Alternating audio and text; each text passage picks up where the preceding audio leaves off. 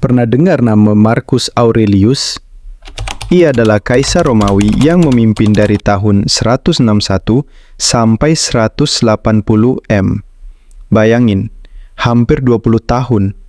Dan tahu nggak, masa pemerintahannya sering disebut sebagai puncak kedamaian dan stabilitas kekaisaran Romawi.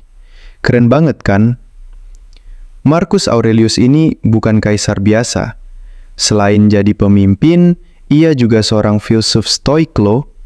Ia bahkan punya karya tulis berjudul Meditationes atau Renungan yang sampai sekarang masih jadi salah satu teks penting dalam filsafat stoicisme. Gimana bisa seorang kaisar jadi filsuf juga? Dari anak bangsawan hingga jadi calon kaisar.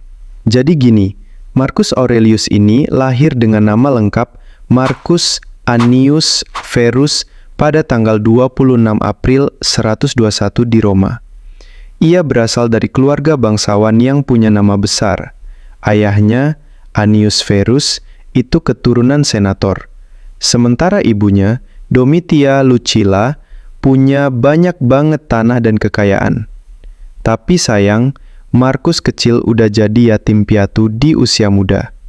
Untungnya, kakek dari pihak ibu, Marcus Annius Verus, langsung mengambil alih peran sebagai wali dan pendidiknya.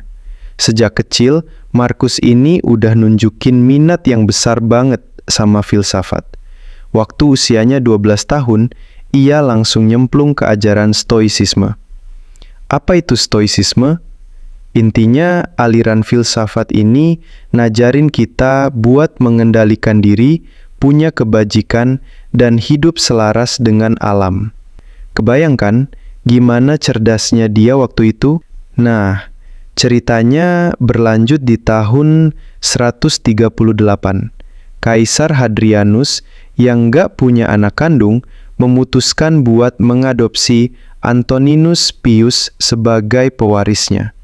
Tapi ada syaratnya. Hadrianus minta Antoninus buat mengadopsi 2 orang lagi sebagai putra-putranya, Marcus Aurelius dan Lucius Verus. Jadi deh, Marcus Aurelius tiba-tiba jadi calon penerus takhta Romawi. Selama Antoninus Pius berkuasa, 138 sama 100, Marcus Aurelius digembleng abis-abisan dalam bidang politik dan administrasi. Ia sempat jadi konsul beberapa kali dan nunjukin kalau dia punya kemampuan memimpin negara. Hubungannya sama Antoninus Pius itu erat banget, kayak bapak dan anak kandung yang saling menghormati. Di tengah semua tantangan militer dan wabah yang mengerikan, Marcus Aurelius gak pernah ninggalin minatnya pada filsafat. Ia sering banget nulis catatan pribadinya. Catatan-catatan inilah yang kemudian dikumpulin dan dikenal sebagai Meditationes. Ditulis dalam bahasa Yunani, buku ini isinya refleksi pribadi tentang kehidupan, etika, dan gimana caranya jadi pemimpin yang baik.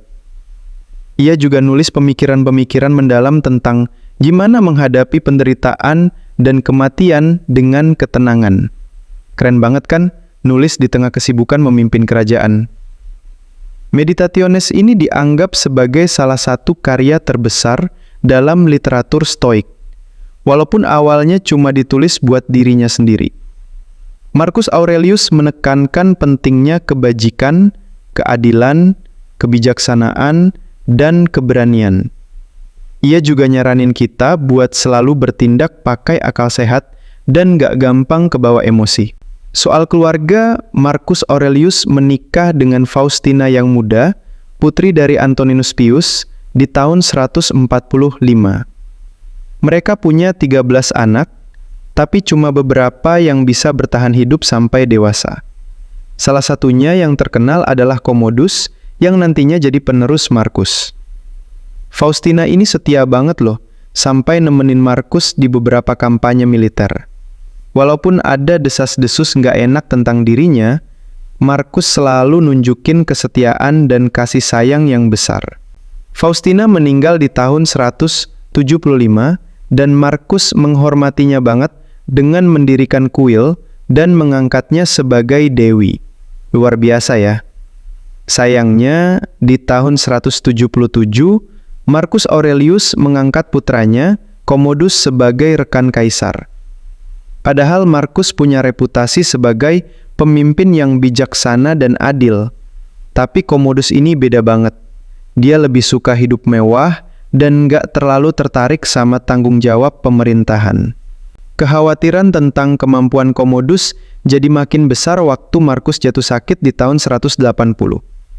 Marcus Aurelius akhirnya meninggal pada 17 Maret 180 di kota Vindobona, sekarang Wina, Austria, saat sedang dalam kampanye militer melawan suku-suku barbar.